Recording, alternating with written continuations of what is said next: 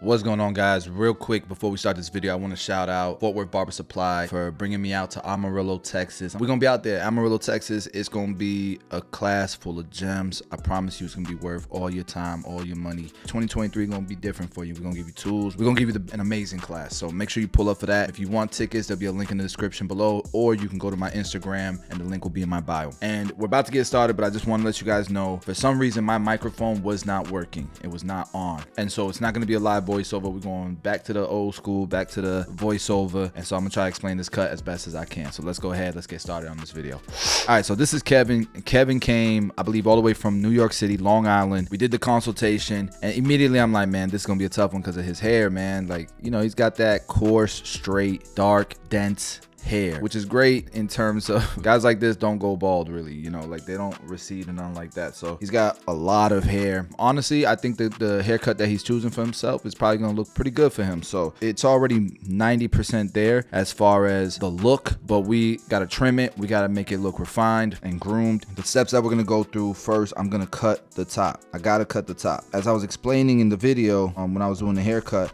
I'm using the fringe as my length, so I'm cutting that first. I asked him during the consultation, you know, if he wanted it above the eyebrows, at the eyebrows, below, like where did he want his fringe. And so that length is where I got to match the rest of his perimeter. So the perimeter is going to be the longest length on the side of his hair, pretty much on the ridge. And so we're going to use that as our guideline all the way around his head, and we're going to go ahead and trim all the way around his head. So now that we've completed that, my next step is to go ahead and start cutting the top. And I'm going to use both the perimeter that we cut and the fringe as my guide for the top. So we're going to take about 1/2 inch to 1 inch sections across the top, and we're going to use that traveling guideline and meet the two ends from both sides of the perimeter that we cut. And you'll see here, I'm showing you the ends. So that's from one side, and we're gonna go ahead and just cut the middle. I'm doing angled point cutting, not really looking to thin it out, so to speak. I'm more so looking for it to not have a blunt line. So now at this point of the cut, I'm showing you guys how I could actually cut the sides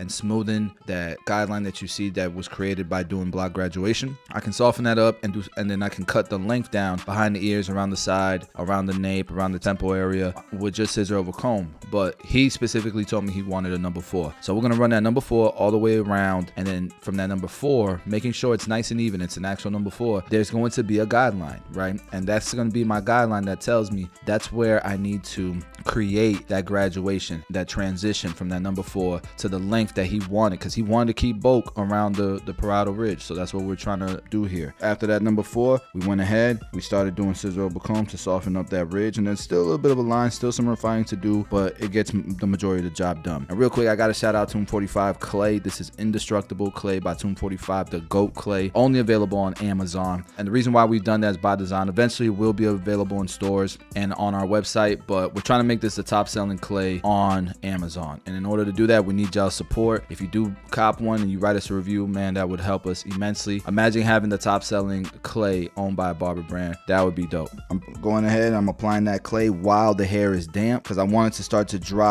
as I'm doing the taper. So it'll be dried, locked in with the clay in, and we'll be cutting into a look. All right, so now we're gonna go ahead and start this taper magic. I'm going with my Boost Plus, these new black on black murdered out Babyliss trimmers. We're balding it out, and I'm just gonna go ahead and clean up the C cup right here, just because I don't know, I just kind of wanted to test the waters. But we're gonna do this initial guideline all the way around the head. All right, once we've completed that, we'll go ahead and start the blade open, and I'm gonna start putting my guidelines in now. So blade open, 1 open, and then 2 open, and then here I close the number 2. I am gonna go ahead and go to that number 3 open, but at this point, most of that bulk is done. We're gonna start fading down. So here I got the 1.5 guard, back to the 1 guard open, 1 guard closed. I'm sorry, that was the half guard, because we have already done the 1 guard. And then clipper open, no guard, and then close it little by little until it's faded. We'll follow up with the trimmer again, and you can see his hair is so dense that it almost doesn't look like I balded him out, which is fine. I'm not gonna spend too much time detailing it now. We'll come back and refine it and get it to look even more bald, make it pop. So here I saw a little bit of a disconnection, a little bit of like a point, and so I went in with my number 5 guard and then a number 4 underneath it, and it softened it up quite a bit. So that's looking good from that angle. All right, we're gonna do the same exact steps here in the back, except I wanted to go ahead and start with that number 5 here on the sides, and then the number 4 underneath it. And then I wanted to make sure to point this out. So where I'm pointing here, that's like bald already. There was a lot of overhanging hair. He didn't have a lot of density there in the middle of his back taper, and so I don't have to do too much work. So what I decided to do, instead of going blade open, I went one open, because a one open already looks like a blade open. You got to be careful that, like, if I would have went straight to the blade open and went up that high, I might have brought the taper up too high. I didn't want to do that. So we tested the waters with the one open, and now we'll start to fade down with the 3, the 2 open, the 2 closed, then the 1.5 guard, 1.5 guard closed, then back to that 1 guard open, then 1 guard closed.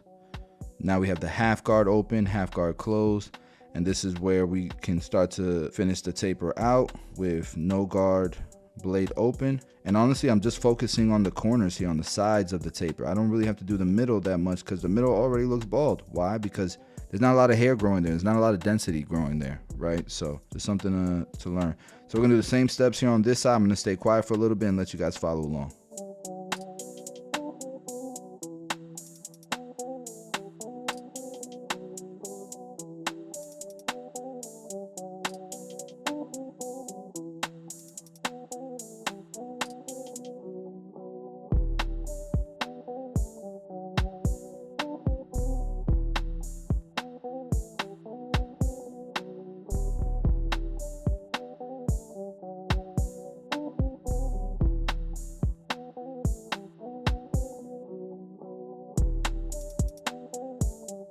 Right, and honestly, now this is the rough draft. Most of the haircut is complete, but now I'm gonna go in and start detailing it, really trying to make it bald, actually have that contrast, or that gradient, I should say, from light to dark, where it kind of looked like a shadow taper. We need to get that taper nice and tight. And once I do that, I'll refine some more with scissor over comb, clean up the lineup, do the lineup all the way around.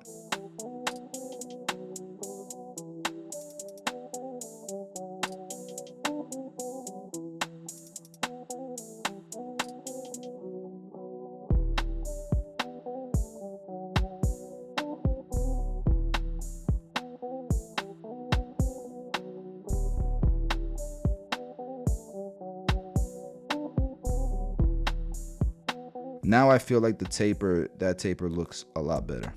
Go ahead and start lining up the neck. You know, it's one of my favorite parts.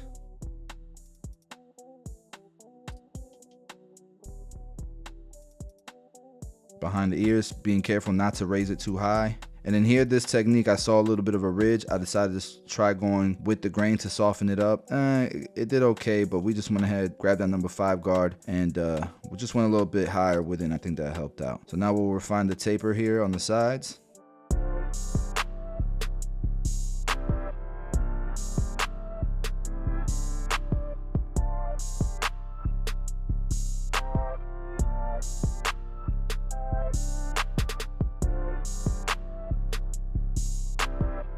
Clean up the line.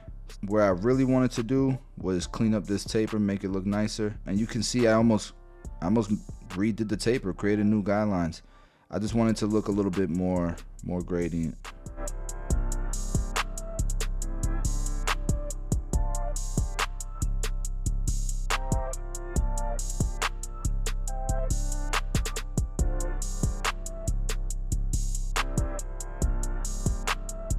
Okay, and I think that's looking a lot better.